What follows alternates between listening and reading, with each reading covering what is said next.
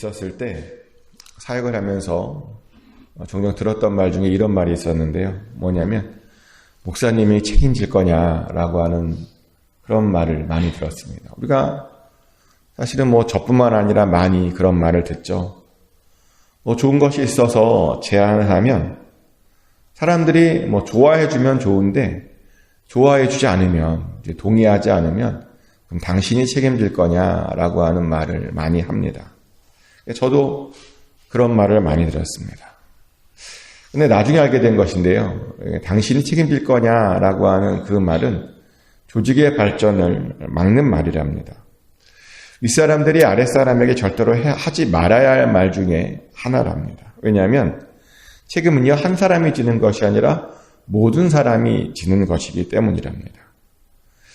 마음에 안 들면 그것이 그렇게 말하지 말고 왜 마음에 안 드는지, 무엇이 잘못되었는지 이렇게 말해 주어야 한답니다.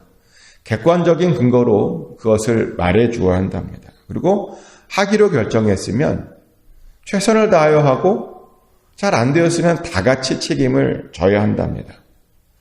그래야 그 조직이 건강할 수 있다는 것이죠. 실제로 건강한 조직은 다 그렇게 한답니다. 어떤 책을 보니까 건강한 조직은 칭찬은 개인에게 하고 책임은 모두가 진답니다. 잘한 것들에 대해서는 그 잘한 것을 잘한 사람에게 찾아서 그 사람을 직접 칭찬하고요. 그러나 실패한 것에 대해서는 누구의 잘잘못을 따지지 말고 다 같이 책임지는 것이 좋은 조직이랍니다. 그래야 조직이 건설적이 되고요. 그래야 조직이 더 창의적이 된답니다. 근데 정말 그런 것 같아요. 칭찬을 개인에게 하고 책임을 다 같이 지면 모두가 실패를 두려워하지 않게 될 겁니다. 계속 새로운 도전을 하게 될 것입니다. 그리고 요즘 시대는 뭔가 계속 새로운 도전이 필요한 시대죠. 더더욱이나 우리는 계속 새로운 것을 해 나가야 됩니다. 그것은 교회도 마찬가지죠. 세상이 바뀌었습니다. 그래서 교회도요, 계속 하나님께서 더 원하시는 모습으로 하나님의 뜻대로 바꿔야 됩니다. 고여 있으면 썩거든요. 고여 있으면 반드시 변질되기 마련입니다. 그래서 변질된 것에서 다시 되돌리려면 교회는 계속 새롭게 되어야 됩니다. 그런데 그러려면 칭찬과 격려는 개별적으로 하고 책임은 모든 사람들이 나누어지는 것이 좋습니다. 그래야 우리가 하나님을 섬기면서 힘들지 않게 되고요. 그래야 우리가 하나님의 일을 하면서 부담감이 없이 일을 할 수 있습니다. 그리고 그래야 교회가 계속 변화될 수 있습니다. 그런데 재미있는 것은 하나님께서는 이스라엘에게도 모두가 다 책임질 것을 명령하셨습니다. 한 사람이 부족하면 그 주변 사람들이 그 사람의 부족한 것을 다 같이 책임지도록 말씀하셨죠. 서로 도와가면서 같이 잘 버틸 수 있도록 하게 하셨다는 겁니다. 그리고 그런 대표적인 제도가 오늘 우리가 읽었던 본문에 나오는 고엘이라고 하는 제도입니다.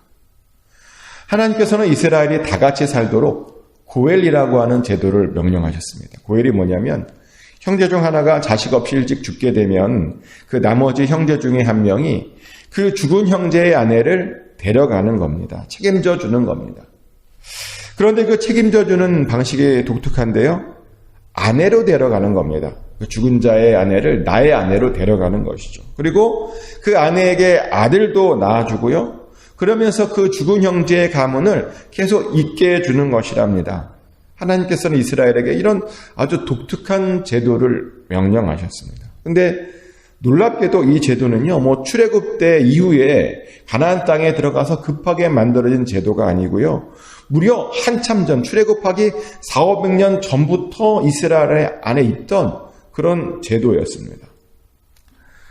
이스라엘의 아들 중에 유다의 가정 이야기 다 아실 겁니다. 유다에게 3명의 아들이 있었죠. 큰 아들의 이름은 엘이었고, 두 번째 아들의 이름은 오난이었고, 세 번째 아들의 이름은 셀라였습니다. 근데 큰 아들이요, 엘이 다말과 결혼을 했는데, 근데 결혼하자마자 바로 죽었어요. 왜냐하면 그 엘의 삶이 하나님 보시기에 별로 그렇게 좋지 않아서요, 하나님께서 그 자손을 보지 못하게 하고 바로 죽이셨습니다. 그래서 그 아버지 유다가 이 고엘 제도에 따라서 그 동생 오난을 그 다말에게 주죠. 그래서 오난이 그 형수를 책임지게 했습니다. 그래서 오난은 이제 다말에게 들어가서 그 형의 아들을 낳아주어야 되는데요. 오난이 보니까 그것이 너무 싫었죠. 그래서 맺어주려고 아들을 낳아주려고 하지 않았습니다. 왜냐하면 아들을 낳아도 내 아들로 인정받는 게 아니에요. 그리고 그 아들을 키우기 위해서 더 많은 돈을 들여야 되는 겁니다. 내 아들도 아니라 그러고 더 돈도 막 줘야 되고 더 많은 것을 희생해야 되니까 그런 것을 원치 않아서요. 되려는 가되 아들은 낳지 않기를 원했죠. 근데 하나님 보시기에 그것이 굉장히 악해 보였고요. 그래서 하나님께서 오난도 역시 죽이시죠. 유다 입장에서 보면 두 아들이 연속해서 다말과 함께 있다가 죽은 겁니다. 그래서 두려운 생각이 들죠. 그래서 차마 막내까지 줄 수 없었고요. 그래서 막내가 아직 어리다는 이유로 다말을 바로 주지 않고 그 다말을 친정집으로 보내게 됩니다. 그리고 막내가 다 컸는데 다말을 부르지 않았습니다. 고엘 제도대로 그 책임을 다하지 않았다는 겁니다. 그래서 다말이 꾀를 내게 되죠. 시아버지인 유다와 동침하게 돼서 임신을 하게 되었고요. 그래서 그 다말과 유다 사이에 쌍둥이가 태어났는데 그 쌍둥이 중에 한 명이 베레스입니다. 근데 그 베레스가 누구냐면 다윗의 조상이 되는 또 예수님의 조상이 되는 그런 그들 가문에 되게 중요한 사람입니다. 즉 고엘이라고 하는 제도로요. 다윗도 태어나고 예수님도 태어나게 되었다는 겁니다. 근데 재미있는 것은 뭐냐면요. 이 다윗의 조상 중에서 또 한 번 고엘 제도로 태어난 사람이 있다는 겁니다. 누구냐면 룻의 아들도 그런 사람 아닙니까? 룻의 남편도 모압 땅에서 자식 없이 죽었습니다.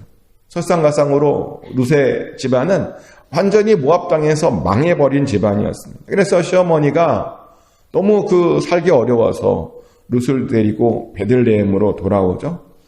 잘 살아보겠다고 이민 갔다가 아들 죽고 완전히 망했다가요. 그리고 다시 쫄딱 망해서 다시 돌아온 겁니다. 그러다 보니 그 젊은 룻이 베들레헴에서 살 수 있는 방법은 고엘 제도밖에 없었습니다. 그래서 그 시어머니가 룻을 위해서 기회를 만듭니다. 마침 룻이 보아스 밭에서 일하고 있는 것을 보고 룻과 보아스를 만나게 해주었고요. 그래서 보아스가 룻에게 들어가서 고엘의 의무를 이행하게 해줍니다. 그래서 룻의 삶도 책임져 주고 룻에게도 아들을 낳아 주었는데 그 아들이 누구냐면 바로 다윗의 할아버지인 오벳이었습니다. 이렇게 다윗의 가문에만 2번이나 고엘 제도가 있었다는 겁니다. 고엘이 없었다면 다윗이 태어나지 않았고요. 고엘이 없었다면 다윗의 후손으로 예수님도 인정받을 수 없었다는 겁니다. 그래서요, 다윗도 그렇고 예수님도 그렇고 이 고엘 제도가 굉장히 의미 있는 제도였다는 겁니다. 그러다 보니 우리는 이런 질문을 하게 되죠. 뭐냐면 왜 하나님께서는 다윗의 가문에 이렇게 2번이나 고엘 제도를 이렇게 허락하신 것일까? 왜 고엘을 써야 할 정도로 그렇게 위태로운 집안에 다윗도 그렇고 예수님도 태어나게 하셨던 것일까? 그렇지 않습니까? 이왕이면 좀 혈통 좋고 좀 튼튼하고 그런 집안을 좀 쓰시면 좋을 텐데. 실제로 어떤 집을 보면요. 결혼만 하면 아이들이 주렁주렁 생깁니다. 아이를 낳는 것이 별로 힘들지 않대요. 자기는 하나도 안 힘들었대요. 입덧도 안 하고요. 아이도 얼마 고생하지 안 하고 금방 난대요. 또 애 키우는 것도 별로 어렵지 않답니다. 애 키우는 것이 너무나 좋답니다. 아니 그런 집안도 있더라고요. 근데 어떤 가문은 굉장히 애를 낳는 것 그리고 키우는 것을 힘들어합니다. 다윗의 집안이 그랬어요. 애 낳는 것을 힘들어했습니다. 또 남편들도요. 너무 허약해서 애도 낳지 못하고 금방금방 죽어버렸습니다. 근데 왜 하나님께서는 그런 집안을 하필 콕 집어서 그렇게 사용하셨냐는 겁니다. 그런데 가만히 하나님을 보면요. 그렇게 연약한 사람들을 사용하시더라고요. 혈통 좋은 사람보다 강한 사람들보다 연약한 사람들을 사용하십니다. 하나님이 없으면 당장 어떻게 될 것 같은 그런 사람들을 사용하신다는 겁니다. 왜냐하면 그런 사람들은요 항상 하나님께 납작 엎드려 살거든요. 하나님의 도움이 아니면 도저히 살 수 없다 보니까 하나님께 납작 엎드려 항상 산다는 겁니다. 항상 하나님의 도움을 구하며 하나님께 기대며 산다는 겁니다. 그리고 하나님께 도움을 실제로 그렇게 받죠. 그래서 하나님께서는 그런 사람들을 사용하시는 겁니다. 그리고 요즘도 마찬가지입니다. 요즘도 하나님께서 어떤 사람을 사용하시냐면 자신이 연약하다고 고백하며 하나님 앞에 납작 엎드리는 그런 사람들을 사용하십니다. 하나님만이 나의 도움이라고 고백하며 하나님의 도움을 간절히 사모하는 그런 사람들만 사용하신다는 겁니다. 그래서 우리는요, 항상 그렇게 고백해야 돼요. 하나님 연약합니다. 하나님의 도움이 필요합니다. 하나님 도움이 없으면 정말 살 수 없습니다. 라고 하는 그런 고백을 하며 우리가 살아야 됩니다. 왜냐하면 그래야 쓰임 받을 수 있거든요. 그리고 또 그런 사람들을 사용하시는 이유가 있죠. 그런 사람들은 자기 혼자 살 수 없다라고 하는 걸 알기 때문에 같이 살아가려고 합니다. 그래서 누군가 어려운 사람들을 보면 도와주려고 애를 씁니다. 혼자 살 수 없잖아요. 혼자 살 수 있습니까? 물론 강한 사람들은 혼자 살 수 있다 그래요. 근데 연약한 우리 같은 사람들은요, 나 혼자 살 수 없다는 걸 너무나 잘 알다 보니 나도 누구의 도움을 의지하고 또 누가 도움이 필요한 사람들을 보면 나도 그렇게 도움이 되려 합니다. 같이 책임지며 살려고 하게 된다는 겁니다. 그래서 불쌍한 사람들을 도와주는 거죠.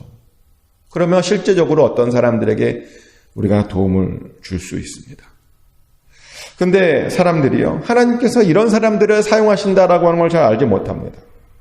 그래서 하나님의 도움을 구하지 않습니다. 또 서로를 봐도 도움이 필요한데도 도와주지 않습니다. 하나님께서 그 사람 도와주라고 그 사람의 어떤 연약한 부분, 부족한 부분을 보게 하셨는데도 못 본 채 하더라고요. 그러면 자신은 그것에 대한 책임이 없다고 말합니다. 근데 본 것 자체가 하나님의 뜻이고 하나님께서 같이 책임지려고 하는 그런 뜻입니다. 들은 것 자체가 하나님의 뜻이고 그것이 같이 도와주려고 하는 하나님의 뜻이라는 겁니다. 그래서 저는요, 제가 보고 들은 것들은 하나님의 뜻인 줄 알고 웬만하면 최선을 다해서 도와주려고 합니다. 같이 책임지려고 합니다. 왜냐하면 그게 하나님의 뜻이잖아요. 그렇게 나중에 하나님 앞에 섰을 때 칭찬받으려고 저 같은 경우는 애를 씁니다.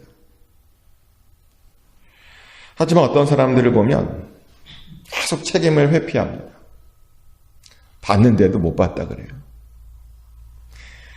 있는데도 없다고 합니다. 계속 변명하고요, 희한하게 피해가요. 근데 계속 그렇게 책임을 회피하면 어떻게 되는지 아십니까? 성경에 보니까 두고두고 망신당하며 살게 된답니다. 하나님께서는 고엘의 책임을 다하지 않은 이들에게도요, 어떻게 주냐면 망신을 주게 해요. 망신. 만약 어떤 형제가 그 고엘의 의무를 다 이행하지 않으면 그 여자는 성읍의 장로들을 부르랍니다. 그리고 그 장로들 앞에서 그 사람이 고엘의 책임을 지지 않는다라고 알리랍니다. 알리고 난 다음에 그 여자는 그 고엘의 책임을 회피한 자의 신을 벗기고 그 얼굴에 침을 뱉으랍니다. 사람들 앞에서요. 그리고 그 사람을 신 벗김 받은 자의 집이라고 부르랍니다. 신 벗김을 당했다라고 하는 것은 뭐냐면요, 자신의 책임을 다하지 않아서 여자에게 모욕당했다라고 하는 그런 뜻입니다.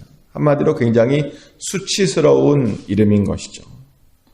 그런데 하나님께서 말씀하시길 자신의 책임을 다 하지 않은 사람, 자신의 책임을 거절하는 사람들은요, 그렇게 불리워도 싸다고 지금 이야기하고 있는 겁니다. 왜냐하면 그가 책임지지 않아서 어떤 일이 일어났냐면요, 어떤 여인은 죽을 위기에 지금 처해 있는 거거든요. 누군가가 고엘의 책임을 지지 않는다라고 하는 건 뭐냐면 그 여자는 살 수 없는 것입니다. 경제적으로 여자들이 활동을 할 수 없잖아요. 누군가가 도와줘야만 살 수 있는 거거든요. 근데 아무도 도와주지 않아서 고엘 제도를 들어 책임져 주지 않아서 그 여자는 지금 죽게 된 것이기 때문에 그렇게 망신당해도 싸다고 지금 이야기하고 있는 것입니다. 그래서 우리는 망신당하지 않으려면 우리에게 주어진 그 책임, 함께 져져야 되는 그 책임을 우리는 마땅히 잘 감당해야 됩니다. 우리 주변을 늘 돌아보면서요. 우리가 짐을 같이 나눠줄 사람은 없는지, 하나님께서 나에게 어떤 사람을 붙여준 사람은 없는지 우리는 돌아봐야 됩니다. 그리고 있다면 마땅히 그 사람과 같이 짐을 져야 됩니다. 그 사람의 삶을 내가 책임져 줘야 됩니다. 그래야 우리가 하나님 앞에서 수치를 당하지 않게 되는 것입니다. 이 말씀을 꼭 반드시 기억하시고 책임을 잘 지시길 축복합니다. 그래서 수치를 당하는 것이 아니라 하나님의 복을 받아 나중에 하나님 앞에서 섰을 때 야, 너 때문에 내가 참 좋았어 라고 하는 그런 말들을 꼭 들으시기를 예수 그리스도 이름으로 축복합니다.